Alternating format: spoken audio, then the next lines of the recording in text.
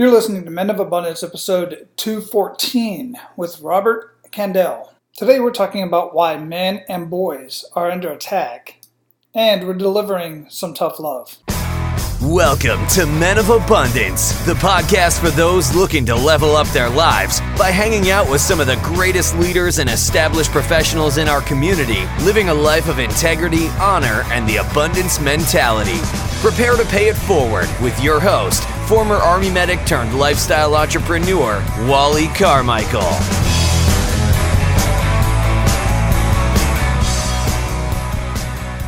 What's up, all of you amazing, abundant leaders out there? I am Wally Carmichael, your founder and host of the Men of Abundance podcast, the Pay It Forward community, where we are sharing stories, our own stories, my story, many other people's stories about living an amazing life of abundance.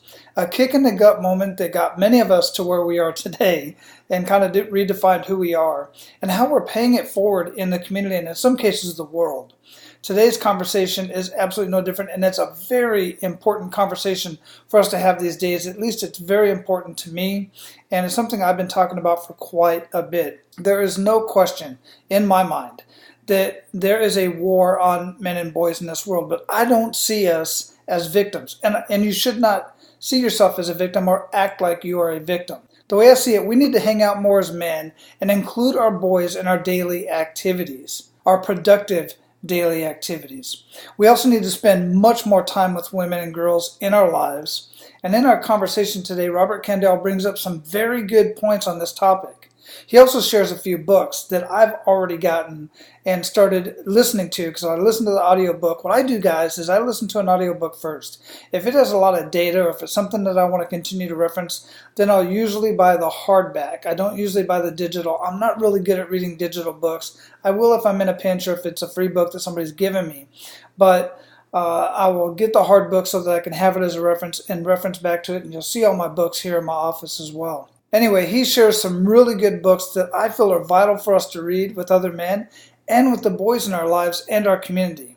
Men, listen, we have to take responsibility for who we are and who we are supposed to be in our community. So our featured guest today, hailed as part football coach, part loving dad, and part slightly crazed drill sergeant, Robert Kandell has spent the last 16 years helping people re-energize their lives and build better relationships through more honest and authentic connection. After building a successful consulting firm in San Francisco, he then took his business acumen and co-founded One Taste in 2004 with Nicole Deadon. I hope I pronounced that right. Taking on the challenging task of bringing conscious sexuality to the mainstream market, Robert built the company from scratch to a high seven-figure international corporation. He left One Taste in 2014 to start his own consulting firm, helping small businesses become marketable and profitable. Robert is also an accomplished teacher, coach, and lecturer. He brings his enthusiasm and acumen to his weekly podcast, Tuff on subjects around relationships, intimacy, communication, and gender dynamics. Men of Abundance, it is my honor to introduce you to Robert Kandell. Robert, welcome to Men of Abundance, brother. How you doing? I'm doing really great. Thanks for having me on the show. Oh, it's my pleasure, man. Where are you at in the world? I am in Los Angeles, in the San Fernando Valley of LA.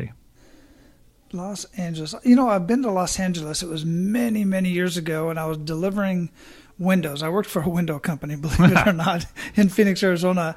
And I used to like going in the big rigs and the trucks, and we used to deliver out to LA and Vegas and stuff like that. And I remember my time in LA, and I was just, I grew up in a rough neighborhood in Phoenix, Arizona, but just the area where we had a hotel in LA, it was, I don't know, just not my kind of rough, not my neighborhood, let's put it that way. And I just stayed in the hotel the whole time.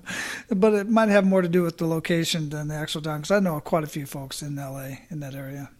Well, Los Angeles is hundreds, if not 300 or 400 different types of neighborhoods. So there are some that are incredibly rough and challenging and scary, and other ones that are just like beautiful and decadent, and all the ones in between. So LA cannot be described by a single neighborhood. Yeah, I totally get it. Now, one person that described it very well is a guy that I've been really good guy. I've actually become friends with. He was a past guest on the show, Evan Money. I've heard of him. Yeah, he's way out. Like where he described it, there were like peacocks and all. I said that does not sound like the LA I've ever heard. So he painted one of the best pictures I've ever heard of LA. So that's really awesome. Nice. So I want to give some love to the talent squad, Rebecca Fawcett, who introduced you and I. We would have never gotten connected if it hadn't been for the talent squad. So how's that working out for you? I mean, would you like to give some love out to Rebecca? Yeah, Rebecca and Kelly work the talent squad. I met them at a podcast conference. I wasn't really looking for a podcast agent, and I just met them and said, oh my God, these people can help me. And I've been working with them for 8 months now, and really outstanding introductions, including you, sir. Very cool. Very cool. Yeah, I'm glad that's working out for you. And I love my agencies that reach out to me to introduce me to some amazing guests. And I've had a great experience from the whole process because they really do their work in seeing what kind of guest would best fit the show, as opposed to a few that have reached out to me have said, hey, I got a guest for your show, and they're just throwing people out there, and it's just not a match. It's just not. But this one was a really, really good match. I saw it as soon as I saw your bio and looked a little bit more into you, and I said, absolutely, this is exactly who I want to talk to on Men of Abundance. So awesome. Thanks to them, and I truly appreciate that. So before we get too much into our conversation, I like to start out with an attitude of gratitude, man. What do you have to be grateful for today? I am very grateful for my wife, Morgan, who I've been married just a mere 7 months, though we've known each other for several years now. And we're in the middle of a tiff. We're having a little heated discussion that's been going on for about 18, 20 hours at this point. But just the way we argue, just the way we speak our mind and communicate, it's just the most epic relationship I've ever had. And it was some really rough moments last night, and at the same time, there's always this deep connection. I'm going to stick with you. I'm going to figure this out. I'm going to learn from this. I'm going to take responsibility, and I'm really grateful for her in this very moment. You know, that's really, really important that you said that on so many levels. I'm going to ask a personal question. How long have you been married? We got married December of last year. Okay, so you're still very much newlyweds. Yes. Yeah. I love to see that you're doing that because I'm no counselor. I don't want to act like I am. I've been married for 25 years, and I think I know a few things only through, my experiences in the military and dealing with, young couples, young marriages, being separated, being deployed. I've seen the gamut of one end to the other, and it's just so important to have those conversations. A high school friend of mine, actually a grade school friend of mine, he points this out quite often. He'll put stuff up on Facebook and whatnot, and he'll have this conversation and basically say, look, being married isn't, roses every single day. Sometimes we don't get along. Sometimes I don't like her, and she don't like me. But at the end of the day, we have each other's back, and we don't give up on the relationship, on the situation, just because we disagree in maybe how we raise our kids or what to have for dinner that night, just any number of things. So it's so important to have those conversations and to realize that you love each other and you can disagree with each other. That's just amazing. Yeah, and the funny part about relationships, and especially long-term, deep, intimate relationships, is we often dump the ugly parts on the people we trust.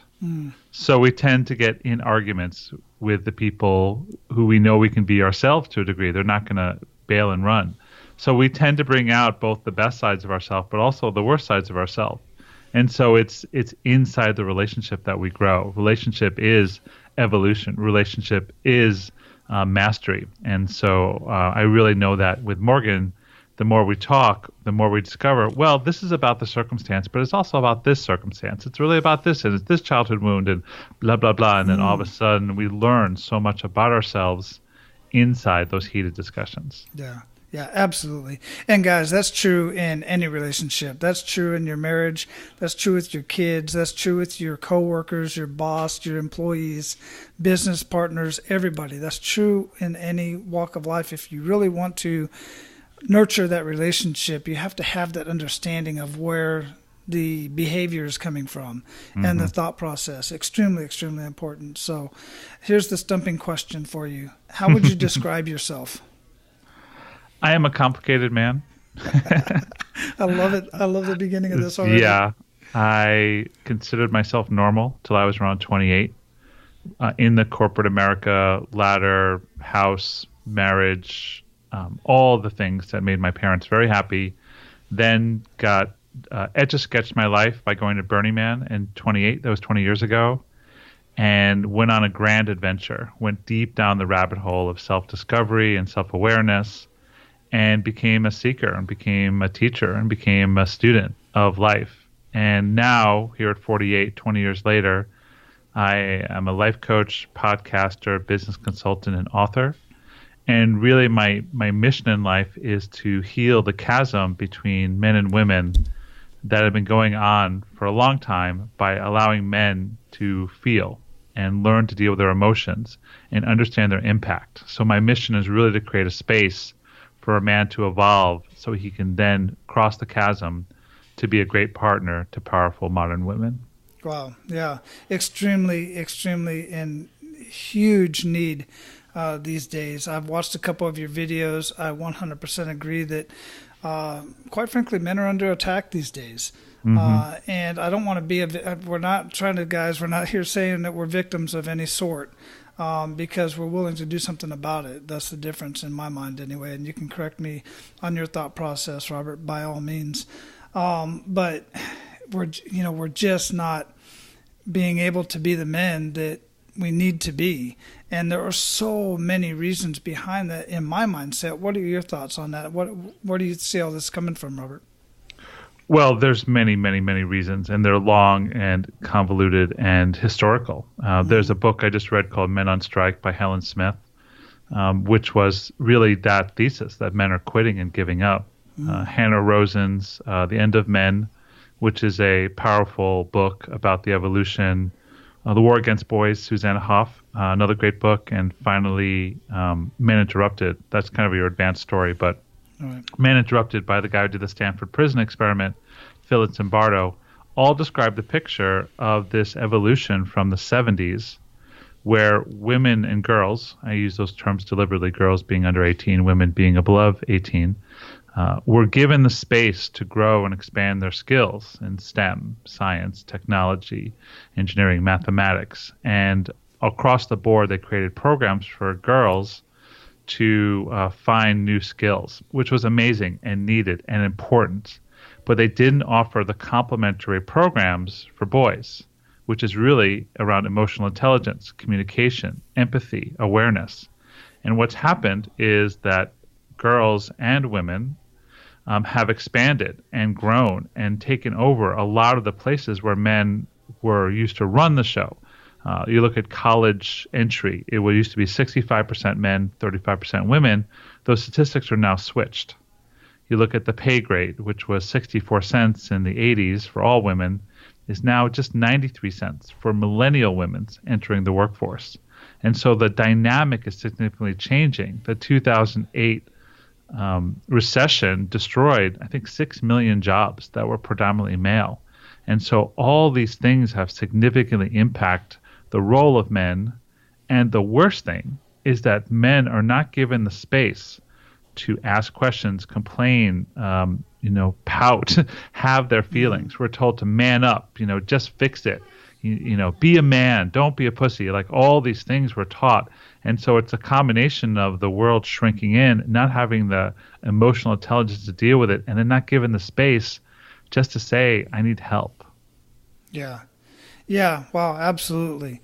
And I can certainly attest to that, having been, in infantry units and working with men all over the world, quite frankly, in other nations and other military background and whatnot. But, yeah, and you used a term, you said, something about the, men basically being beat down and not wanting to get back up. And that's one of the worst things I hate to see. I just cannot stand seeing a man beaten down and stay down. We all get beat down from time to time. It's a matter of what you do with that.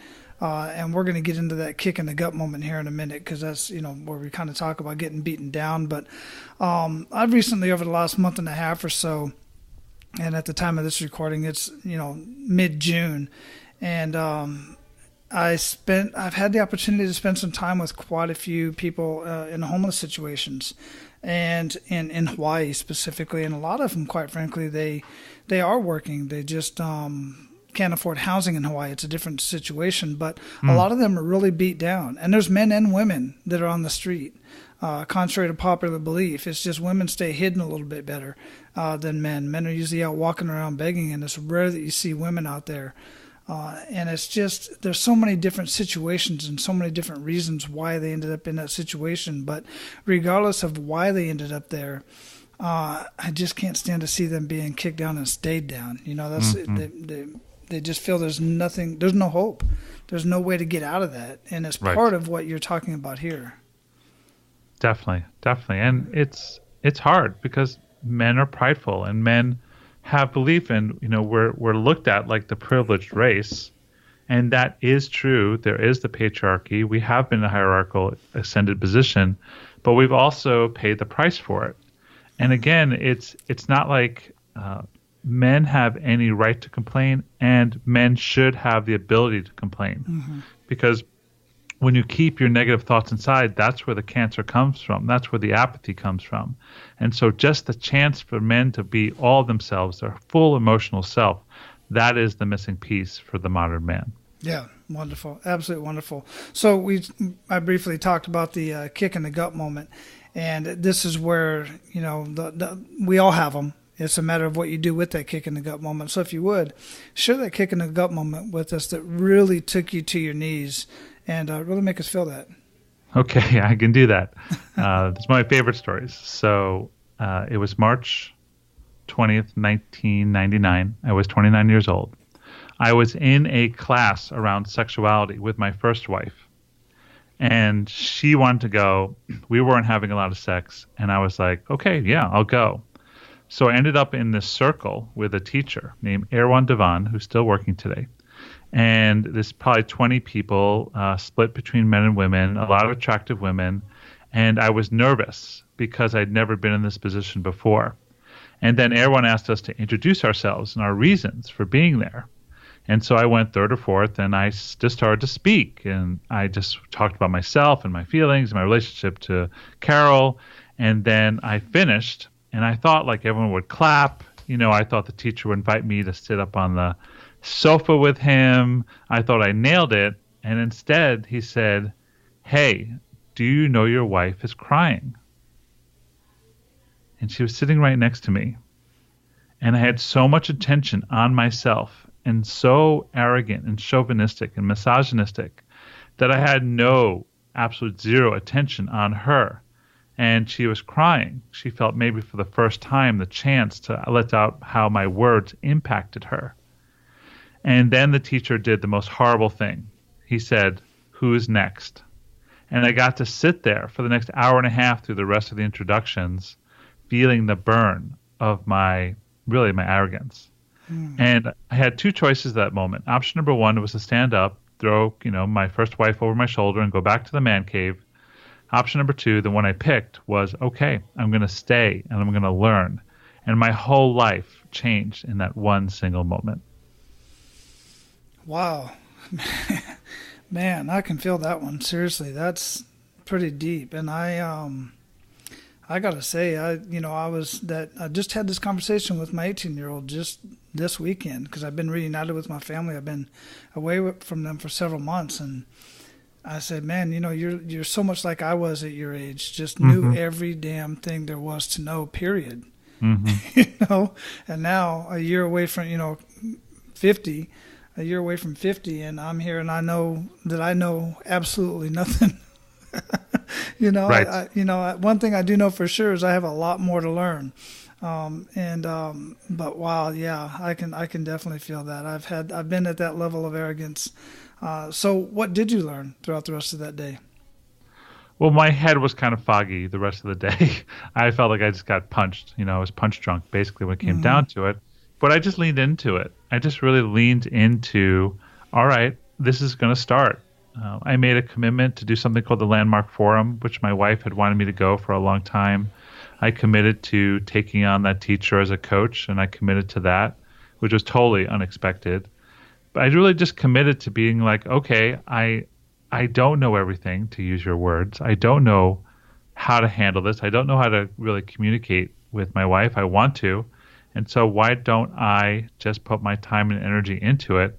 And everything, like I said, changed from that position. My whole life path went from this numb and dumb, ignorant yuppie into, bluntly, the evolved man I've become, the teacher, the coach who understands women, who understands how things work, knows how to listen and know how to apologize. And it's, like I said, been a 20-year journey from those two poles.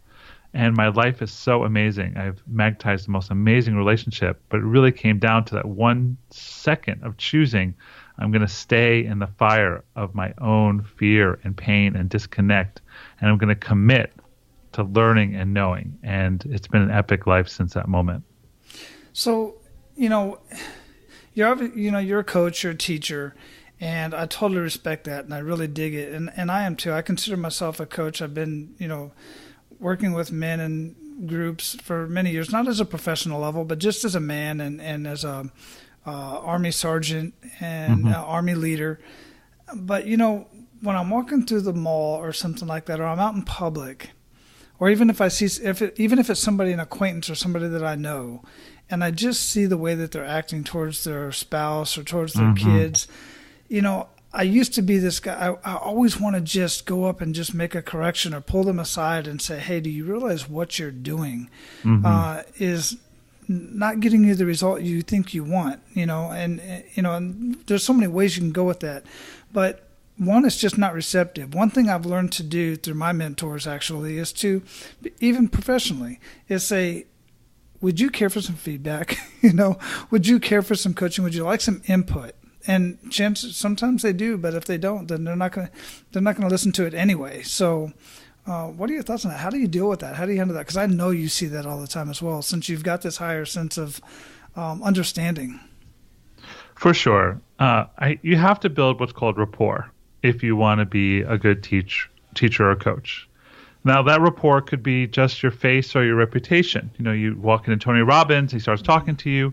He's going to have instant rapport because he's got the cred, if you like Tony Robbins, that is. Right. He has that, you have that rapport instantly. For someone like me, without knowing that person or having an acquaintance, they don't really know who I am, then what happens is I need to take the time and energy on my part to build the rapport, to build the trust, and then get their overt agreement, like you said, with a simple question, but get the overt agreement that they want to learn. I met a guy this weekend. I was at a party, and he was hanging out with a friend of mine, a woman friend of mine, and he was just flubbing everything. I mean, 46-year-old, never married, porn-infested brain, just dumb. A nice guy, but just dumb. And so, my friend was like, Rob, can you teach him? And I was like, I don't know. Does he want to be taught? And he's like, what? What are you going to teach me? In that attitude. And so I spoke to him for about 20 minutes, and she spoke to him, during the same time, and he never surrendered to what I had to offer. And I'm like, listen, I'm a $300 an hour coach. I'm running a book. I know about this. I know there's a possibility she might sleep with you. Trust me, I see the way she looks at you, but you have to trust. And he just didn't buy it. So in the end, we left the conversation, and he didn't get it. But you need to get that agreement to transfer information. This isn't just, man. This is anywhere. If you want to offer your advice, build rapport, take the time to ensure that they're a yes to your communication, then the chances of it landing increase significantly. Yes, absolutely. And that's the point I was getting at. I also had well over a year ago, about 9 months into me doing this podcast and building the community, the Men of Abundance community, a spouse contacted me, and she said, I would love for you to be able to coach my husband. And I said, well, I would love to too, but he's got to first buy into it. Have him listen to a couple episodes of the show and, read through the blog and stuff like that. I mean, see how that's, see if he resonates with that or resonates with me. And if not, I'll introduce him to somebody who maybe he can resonate with. Right. But even at the time, quite frankly, I wasn't even in a position to be coaching anybody. I didn't know how to do that. So since then, I've hired mentors and coaches myself to help me in this regard. So thanks for sharing that. It's really, really important for us to understand that, because many of us, we really want to do, and when I say us, I'm meaning abundant leaders, men of abundance, many of us that are listening to this show and these conversations and having these conversations, we really want better for our fellow man. And much of that is relationships. I have, hands down, relationships with your family everything else just falls into place. Once you have that relationship right, your business falls into place, your income falls into place, everything else falls into place once you understand that, get that relationship right at home. That's my experience anyway. What are your thoughts on that? Yeah, I mean, how you do one thing informs everything else. So to relate and interact well with a woman, and a woman will teach you how to interact if she's willing. Like, men and women have such different communication styles. More specifically, masculine and feminine have very different communication styles. We really communicate for different outcomes. So as a man, if you want to learn how to communicate, it's best to watch and learn and understand her motivations and goals. Men's arrogance often will stop them from seeing. They're so stuck on what I call their level of abstraction, on the ladder of abstraction, that they're unwilling to change to be connected. They'd rather be right than connected. So the ability to shift and hear and, oh, really? And ask a question, humor and curiosity. There's all these communication techniques on how to find connection and learn how to speak to someone of a different gender. There being many, many genders these days. Yeah, absolutely. So Tough Love, what is that all about? Tough Love is my podcast. It's also my coaching technique. For those people who know me, Tough Love is the kind of truth that's hard to hear. It's hard to say. It might burn coming into your system or out. And then once it's in, you might have a reaction. It might actually feel like your system's shaky, but afterwards there's a total relief, because it's the kind of truth and it's infused with love, so you guys can be more connected. You know, we've all had this, hopefully, with a great teacher, maybe a great coach, maybe a parental figure, someone who's just willing to tell you the truth that you resist, but once you actually hear it and incorporate it, your life gets better and better. That's the concept of tough love. Yeah, and I totally agree with that. I mean, anytime I'm frustrated in a situation, when it comes down to it, when I really analyze the situation, I sit down and I think about it, it's because I'm not communicating right with the person that I'm frustrated with. The individual doesn't even really know I'm frustrated. Maybe they do, but they don't know why, because I haven't expressed myself. And that's where that tough love comes in, where I got to be, one, tough with myself and have those hard conversations.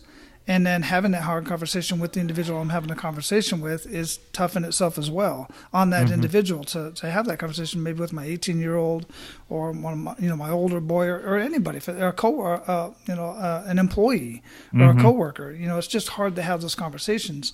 But once it's all done, then, like you said, all that weight is lifted off of you, and you realize, oh, there was the frustration. That's where it was all coming from. Right.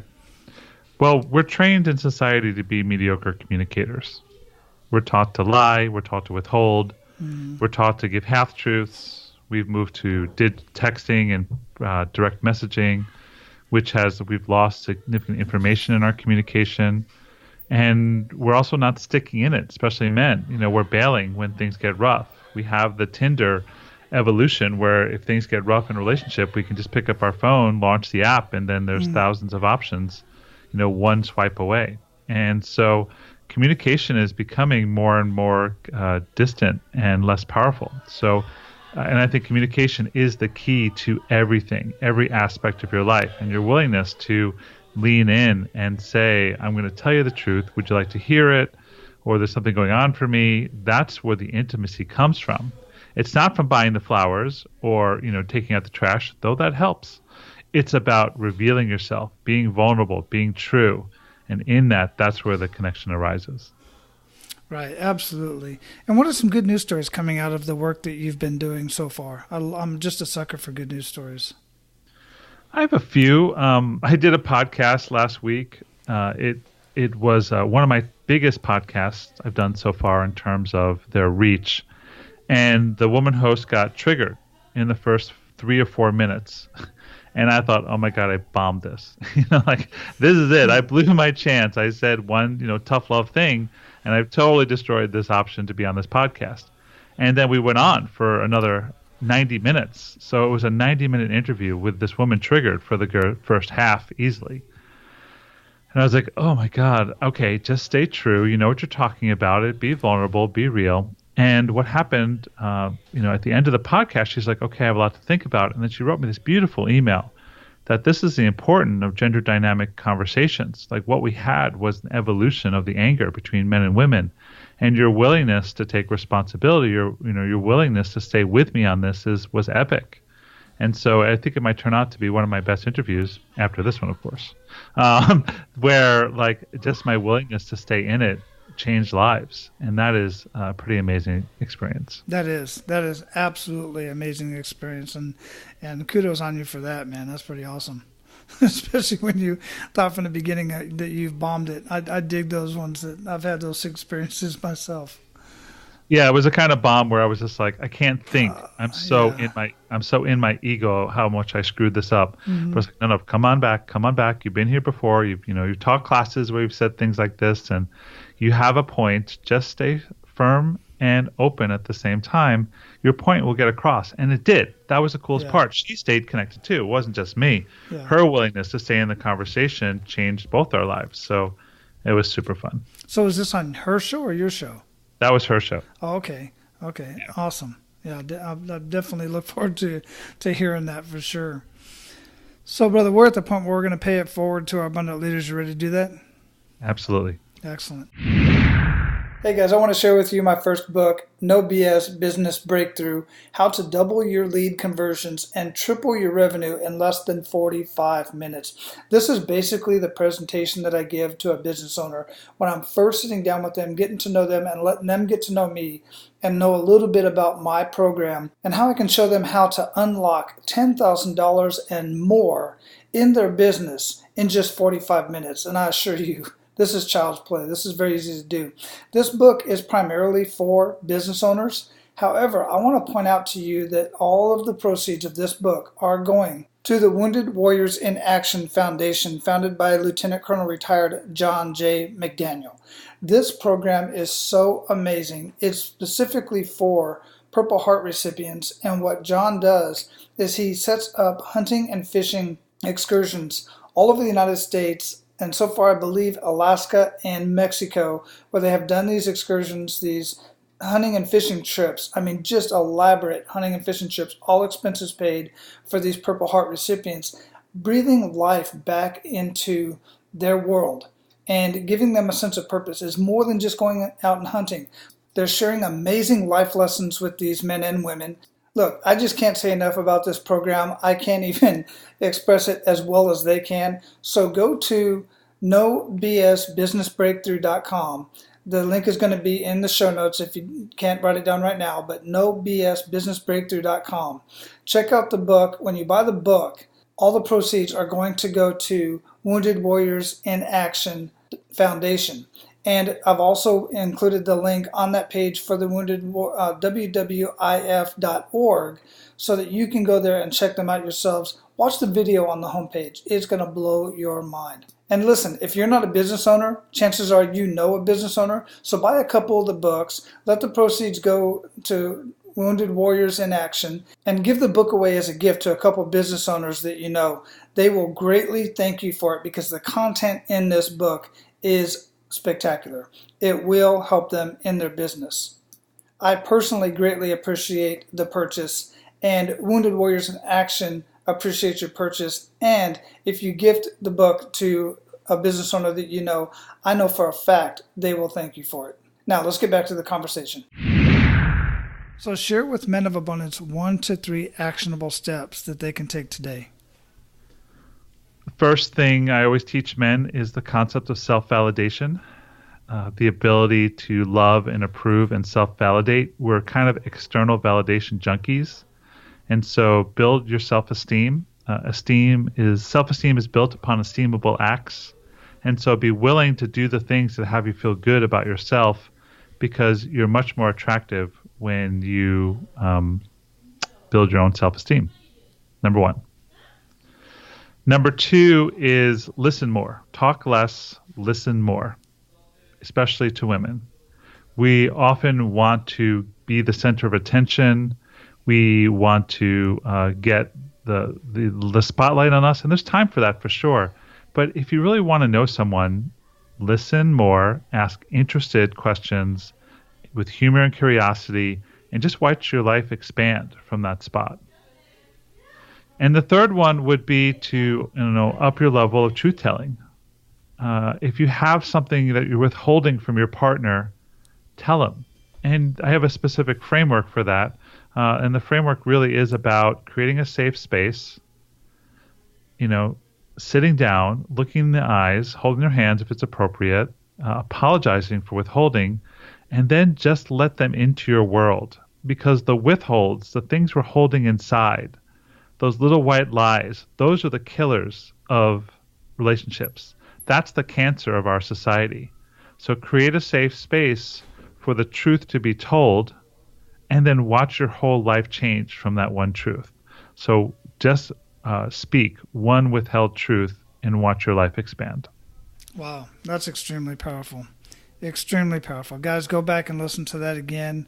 And I would recommend going back and listening to that at least once a week over the next month. Seriously, very, very powerful action steps, man. I love it. Thank you. What daily habits make the biggest impact in your life, Robert?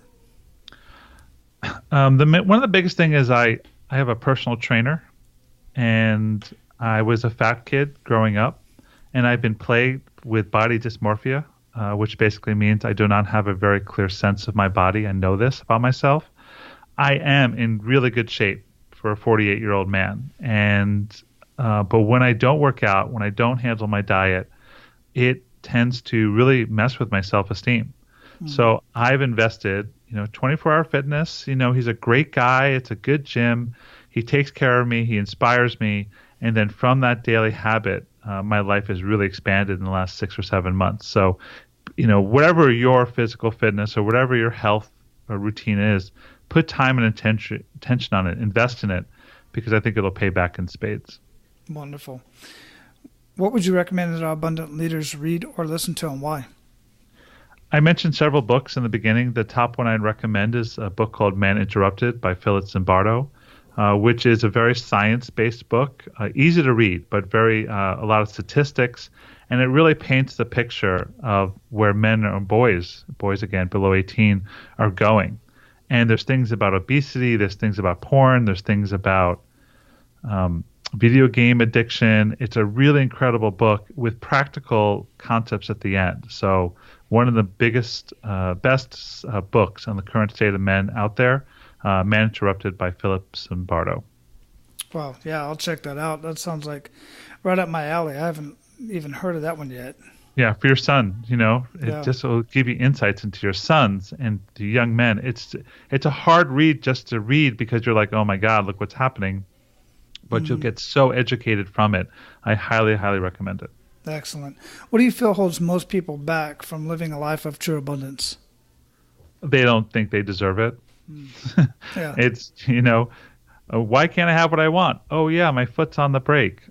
We're taught to live small and minimize ourselves. We're taught to fit in. That's part of society's credo. So, my biggest question is to work with the viewpoint, I don't deserve to be big, and to continue to tweak it and look at it and look at the motivations for it. So people don't go to abundance because they don't think they're worthy of it. And I can tell you, you are worthy of it. You are deserving of a full and abundant life. And it's you, not the circumstance. It's you with your foot on the brake, slowly gain the skills to lift your foot up and then live the life of your dreams. Man, thanks for sharing that. Absolutely. I have nothing to add to that. What does living a life of abundance mean to you, Robert? Living, for me, it's a couple things. One is living inside my integrity. We live in a society of disapproval. We live in a scarce society. And so for me to find abundance, I need to do things that are right inside my integrity. honoring my business deals, keeping my commitments, ending conversations rather than ghosting, being kind, looking, really living my life, not based on what other people expect me to be or not looking to get their approval, but living life inside of me and then making adjustments as I learn new things about myself. That's really the most important thing, is just to live knowing myself, spending time researching and investigating. I go to therapy, I do other modalities for self research. Know yourself, live inside that integrity, and then that's where the abundance arises from. Man, I just can't say how. That is so powerful, guys. This has been an amazing conversation, Robert. Super amazing, very powerful information. Absolutely love it. We're going to close this up, but before we do, what do we not talk about that you want to ensure that our abundant leaders get out of our conversation today? What I usually say at the end of the show is, men, people listening, you're doing it right. We're taught we're messing up life. Part of that society disapproval. We're too short, we're too fat, we're too slow, we're too lazy. But my viewpoint is you're doing it right. And then from that place of living life right, you can always get better. You can't go from bad to better. You can just go from bad to good. So start your life that you're doing good, you're doing well, and then make your life better. Then your better becomes your good, and then you get better. So if you spend more time beating yourself up than actually working on yourself, guess where you go? You go down. You spiral down. Take all the energy you're beating yourself up with and flip it and turn it into one of self-love, self-empowerment, and watch your whole life change. Man, excellent, excellent. So how can we reach you? How you guys want to get more of you? They want to find out more about you, get more into your programs, your books, all that stuff. Where can we go to get that? My hub is my website, robertkandell.com. Just launched yesterday, actually. Wonderful. Yeah, thank you. That's book, why I haven't found it. Yeah, just yesterday. Awesome. It's the book will be arriving November 5th. The book is called Unhidden, a book for men and those confused by them. Pre-order, and I'll send you lots of fun things into while we wait. I have a podcast. I'm doing communication courses across the nation, starting off with Los Angeles, New York in the fall. There's videos, like everything is at robertkandell.com, including my information about how to find my social media. Outstanding. Absolutely love it. We're going to have all of that linked up in the show notes at menofabundance.com. Go there and check that out, guys. Robert, again, thanks so much for your time, your wisdom, the conversation. Man, just go out and live your life of abundance and keep paying it forward. I totally dig it. Thank you so much. I really appreciate being on your show. All right, guys, here's my action task for you guys today. Figure out a way that you can give back to men and boys in your community. There are many, many different ways. Just to name a few, take some time, take a day off work, volunteer. Some of these schools you have to volunteer ahead of time. You have to fill out some paperwork to get on the volunteer list. They have to do some background checks, make sure you're cool and all this kind of stuff. And be prepared so that you can volunteer and go out on a couple of the outings with your kids, whether they're boys or girls. Because the boys in the school are going to see you there. We need to see more men involved in our schools. There are other things, many other things you can do within the community. If you have a community pool, go hang out at the pool. You certainly have a community park. I'm always amazed when I'm at the park during the day or even on the weekend, whether it's during the week or on the weekend, and the younger kids are there, and there's school-age kids there and younger that are there without their parents, without either parent.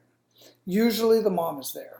Almost every time. But many kids are at the park without any adult supervision. I am assuming that the parents, the mother or the father, is inside the house and has line of sight on their child.